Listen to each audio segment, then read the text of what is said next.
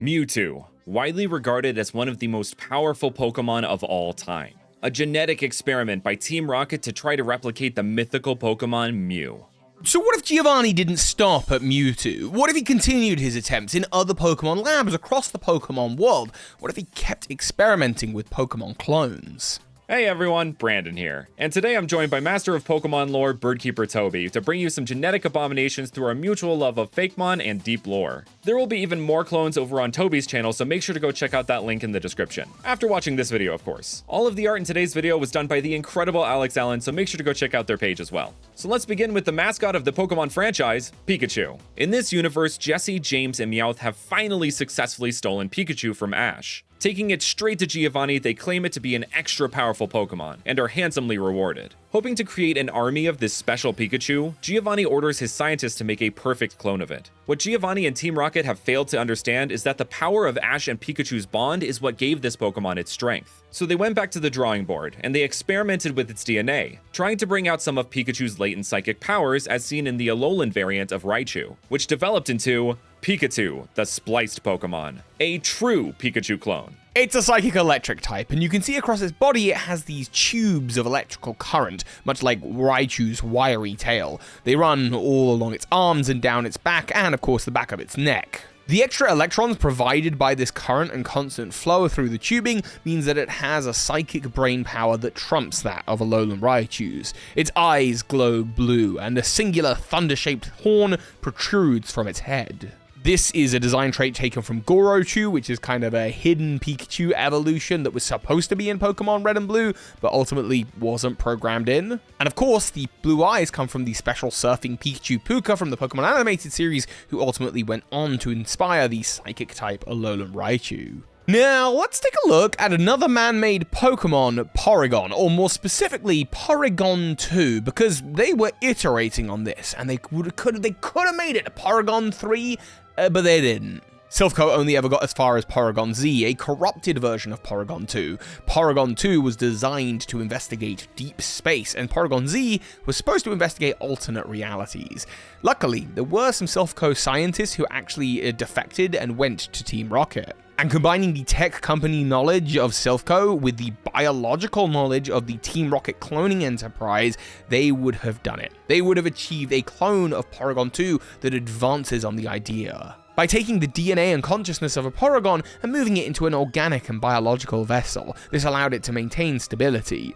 Using the DNA from the legendary birds of Kanto, this bird is nothing of nature. However, it can now continue this mission of opening up doorways to other realities. This is Porygon 2.2, the virtual reality Pokemon, a normal flying type. Being infused with the DNA of the legendary birds, it heavily evokes them in its design, with these large, elegant wings and massive, deadly talons. One of Porygon's signature moves, Tri-Attack, is additionally powerful with this Pokemon. With it evoking the pure DNA of Moltres, Zapdos, and Articuno, it always lands a burn, paralyze, or freeze condition. It is what I imagine Porygon 3 looking like, referencing how computer graphics have become capable of hyper-realism. It's goofy and epic at the same time. And speaking of goofy and epic, what is more goofy and epic than cute space-themed JRPG girls and pig-like creatures that spit out coins? What am I talking about? Today's sponsor, Honkai Star Rail. If you love stunning semi-open world games and the chance to share that experience with your friends across PC, mobile, and PS5, then allow me to introduce Honkai Star Rail. With charming characters, action-packed battles, gripping storylines, and several captivating immersive worlds to explore, Star Rail is great for people who love the art style of Genshin Impact but enjoy more turn-based gameplay, especially since they just released even more to explore with 2 new maps, the Old Weapon Testing Ground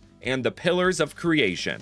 They also just released their newest character, or should I say characters, Topaz and Numby, a young and successful director of business with her adorable pet Trotter. They are such a cute and epic pair. If you want them for free, you can log in for 7 days and get 10 free Star Rail special passes, which you can then use to attempt to get Topaz and Numby. New players, use my link down below to download the game. Once you're in game, just enter this promo code to get your hands on an extra 50 Stellar Jade. Sponsors like this really help me commission artists to make more videos just like this. So thank you so much to Honkai Star Rail for sponsoring this video. Anyway, Giovanni doesn't quite match the goofiness of Porygon, which has a personality all its own. So instead, he looked at his own team for something more, shall we say, serious and loyal. Giovanni has always had an affinity for the Nido family, having both Nidoking and Nidoqueen on his original gym team. So in an alternate timeline, instead of disbanding Team Rocket after being defeated by Red, he asked his top scientists to fuse the compatible DNA of his most trusted Pokemon to create a clone that is both Nidoking, Nidoqueen, and neither of them at the same time, creating Niduo, the Monarch Pokemon. Combining the DNA of these two surprisingly just wasn't a clean fusion for Giovanni. It's like the DNA of Nidoking and Nidoqueen rejects each other, explaining actually why they can't breed in the games. So to hold the two halves of Niduo together, it has to wear a special armor, like Mewtwo's from the first Pokemon movie. Without this armor, the Pokemon just rampages until eventually it passes out from rampaging endlessly. This armor also withholds the toxic capabilities of Nidoking and Nidoqueen, so now Niduo is a ground steel type. Far more defensive, far more hulking, this is the Pokemon that would flatten the earth under the command of Giovanni. It also takes inspiration from the original Nidoking design with all of the spikes, which I really like that kind of thing. I love the way that Pokemon used to look, and in particular, I love beta sprites, and there's one beta sprite that stands above the rest, and that for me is Arceus. Imagine, if you will, that Giovanni, in his goal to create the most powerful Pokemon, took DNA from the god of Pokemon himself, Arceus. How would he do this? Well, possibly after his invasion of the Aether Foundation after the Team Rainbow Rocket era. He would have found notes on the creation of Silvally, a Pokemon that intends to mimic Arceus, and would find true Arceus DNA. From that, he'll do exactly what he did with Mewtwo, of course, and inject the DNA of the living Dr. Fuji, and what he would create would be an absolute abomination. Whereas Arceus is the alpha Pokemon, this would be Arceus, the Omega Pokemon. This Pokemon knows it is an affront to existence, and seeks to destroy Arceus and all of its progeny. It holds the power to create micro-universes and black holes with its intangible arms. Arceus knows its quest may unravel reality itself, plunging everything into chaos, but believes it can only be fulfilled by doing so. Its name in itself is a testament to Arceus' destiny. This Pokemon is a humanoid Arceus, referencing the motif of gods creating humans and humans ultimately destroying the gods. This Pokemon's wispiness, eyes, and part of its coloration refer to Arceus' beta sprite, which has been given its own lore by many fans. Speaking of fans, Lugia, whose popularity pushed it into the mainstream, would also be of interest to Team Rocket. I mean, if Team Snag'em can turn Lugia into an entire dark monster, surely Team Rocket can get its hands on some of its DNA. Giovanni sought to control the seas and the sky, with Lugia being able to get a bird's eye view on multiple regions and keep tabs on underwater legendary Pokemon like Kyogre and Manaphy. So he had his scientists create a clone of Lugia, creating